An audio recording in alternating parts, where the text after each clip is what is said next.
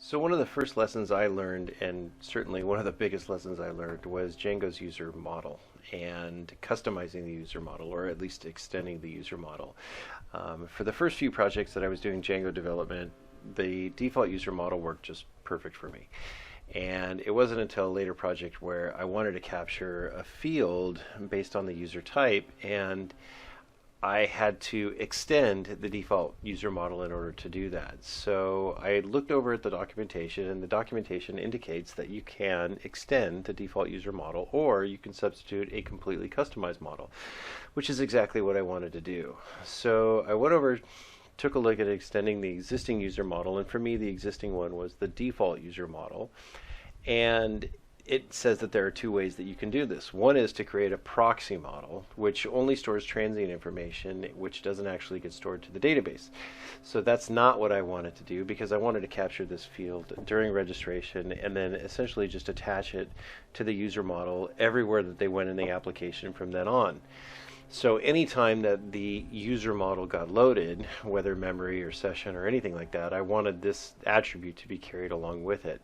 So I knew that that wasn't going to work for me. The other thing that allows you to do is to create a profile model, and then the profile model attaches to the user model through a one-to-one relationship. And this is a good option. However, it doesn't do what I wanted it to do, which is to essentially be another attribute on the user object itself. So this one wasn't going to work for me, and I didn't want to have to load up two models, two queries, to this, to that, everywhere I went, one for the user and one for the profile. So this option wasn't going to work for me. Then I went down here and it says, okay, well, you can substitute the default user model for a custom user model. Well, that's exactly what I wanted to do. But it says if you're starting a new project, it's highly recommended to set up a custom user model, even if the default user model is sufficient for you. So I had read this line a few times, and it never really sank in.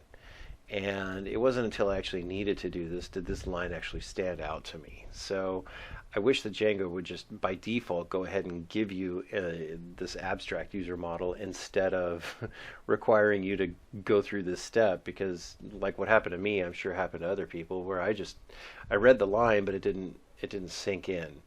But the reason why it's important is because of the next line, which says you need to do this before creating any migrations or running managed.py migrate for the first time. So for me, I was already 3 months into the project, and the first time was like 300 migrations before this. So there was no way that I could have run this for the first time. I was already mid-project. Well, fortunately, Django offers some documentation for changing to a custom user model mid-project. It basically says don't do it. It says it's impossible. It really says you're going to run into a whole bunch of errors, and that there's going to be a lot of issues with changing to a custom user model mid-project. Well, that was my issue. I would have had to change dozens of migration files, and it was just going to be a huge amount of work to figure out where the issues were, where the problems were, and then troubleshoot everything. So what I elected to do instead was just to create an entirely new project.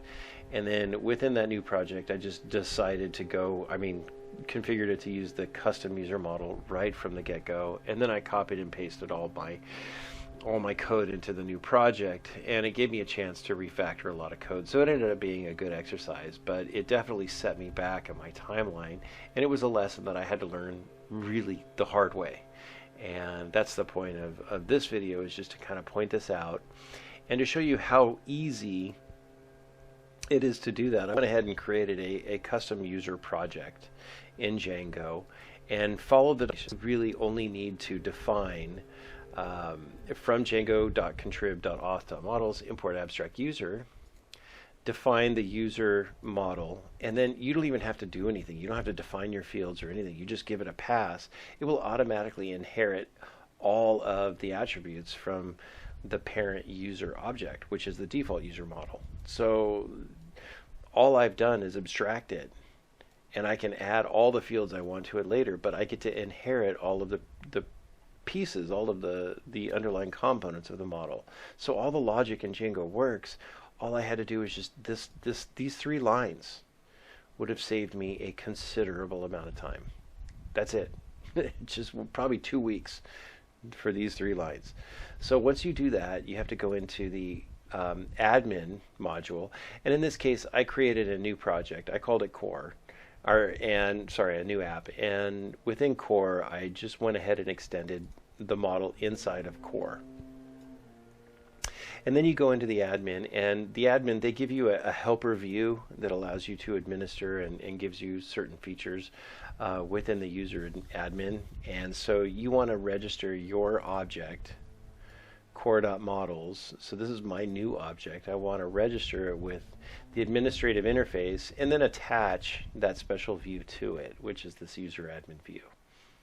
It's a list. It just allows you to look at the first name, last name, password, and username all in one single line. I think it has a couple of other features, but that's basically what it does. Once these 2 lines, 1, 2, 3 lines are added, which again is directly in line with the documentation, you go down into your settings file, and that's where the magic happens. You actually point. So here I've configured my new application, Core.